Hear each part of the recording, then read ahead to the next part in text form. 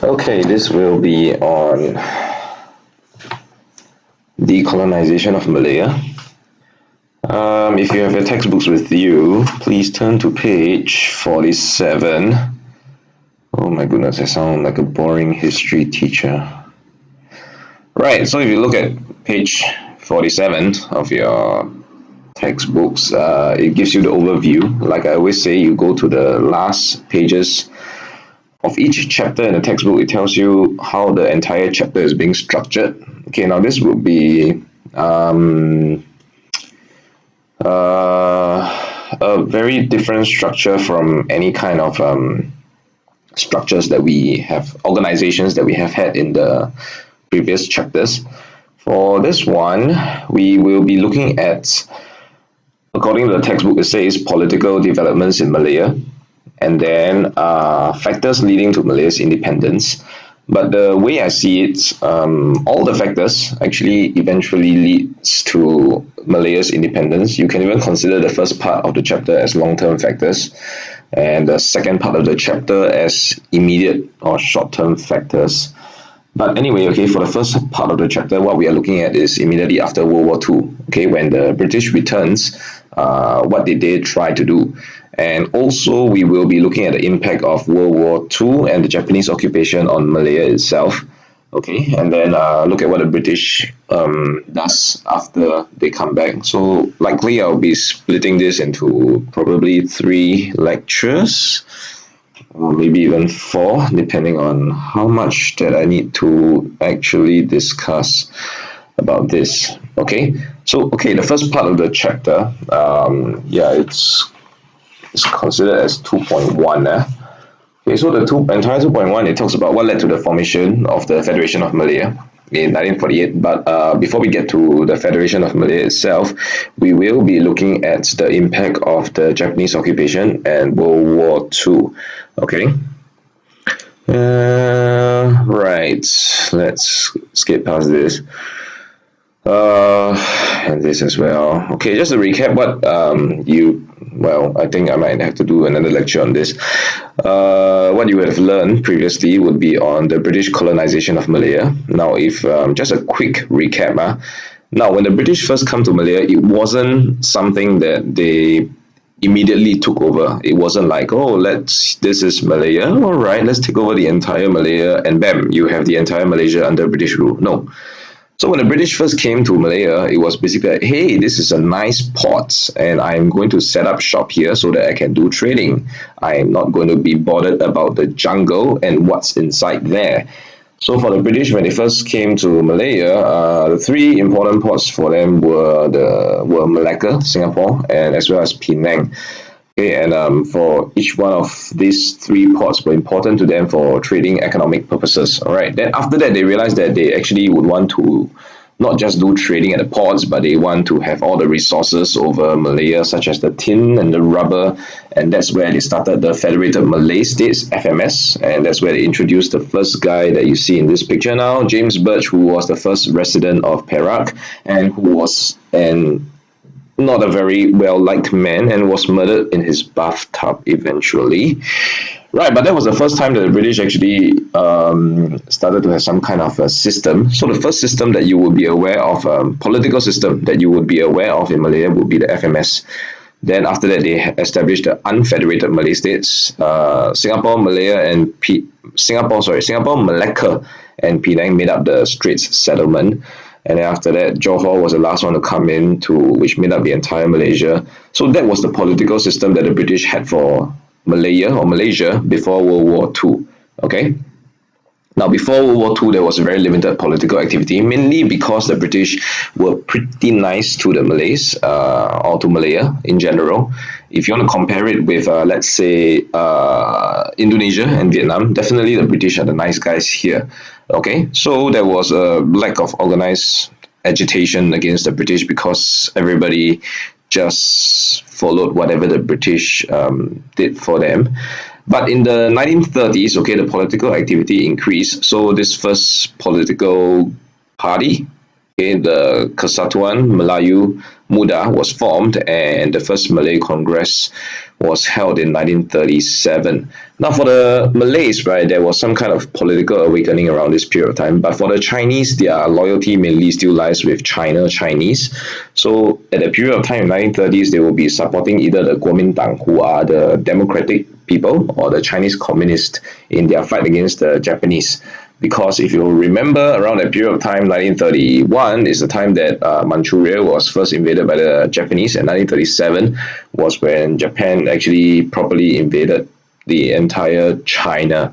Okay, so yeah, China hates Japan, Japan hates China. Okay, that's something that has been predominantly talked about when we look at the history of Japan.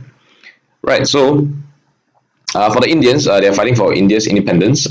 Actually, you might say that it's about the same because they are ruled under the British here in India and as well as Malaya.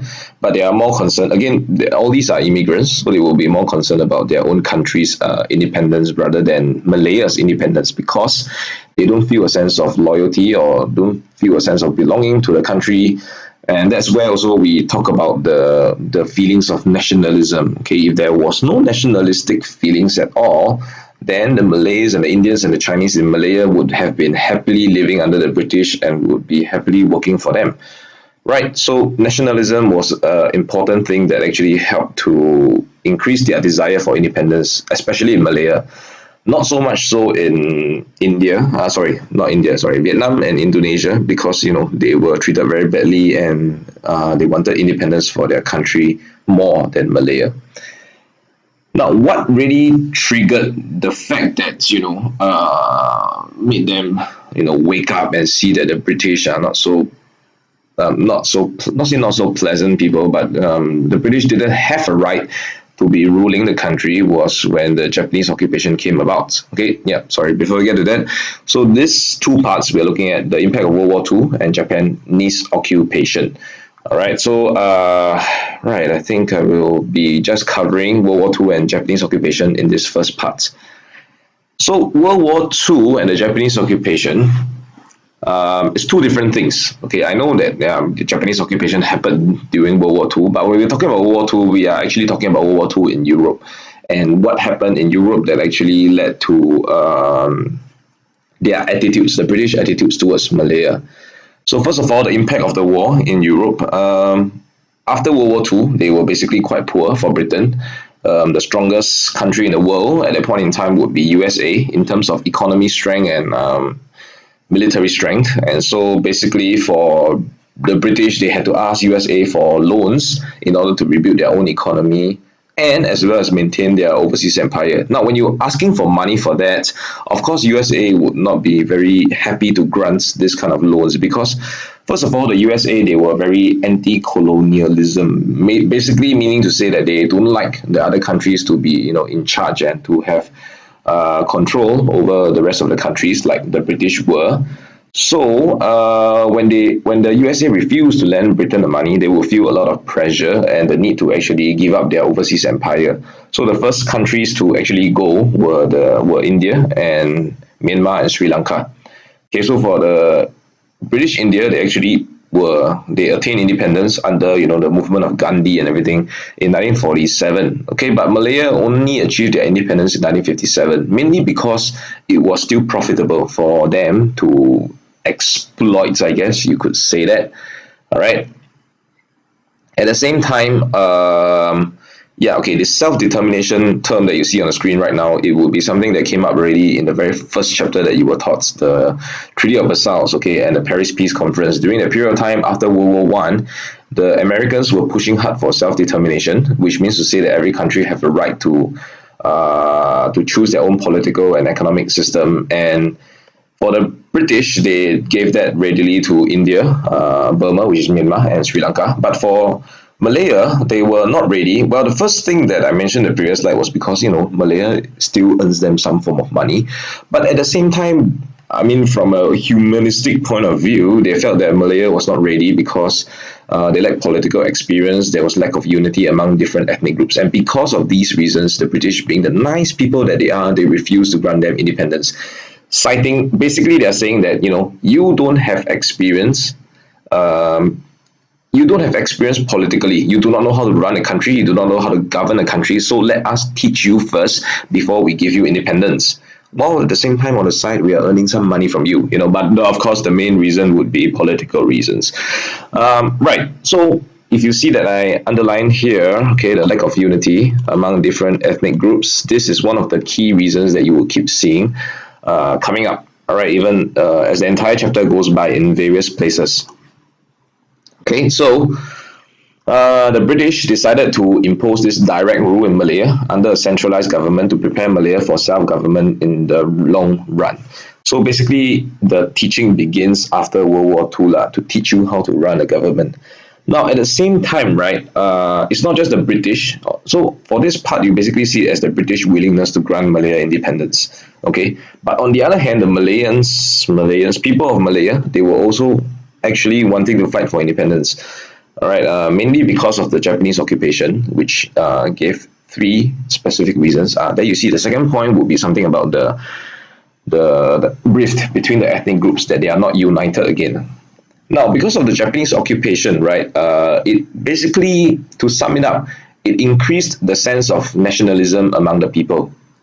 First of all, would be shattering the myth of Western superiority.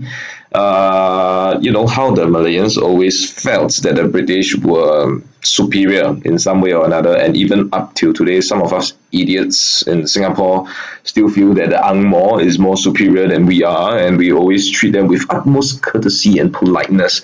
Even though I don't understand why. Why are you demeaning yourself by making yourself seem like more inferior than the Ang Mo?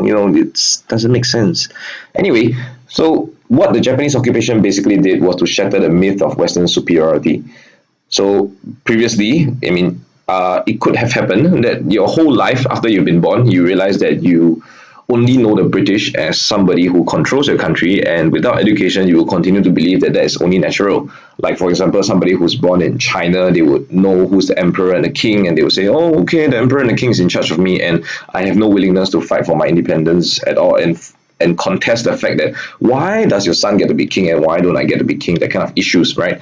So basically, for the Japanese occupation, it shattered the myth of Western superiority, mainly because they come to realize that, the British lost to an Asian country. Aren't they supposed to be more superior than us? Aren't they supposed to be better?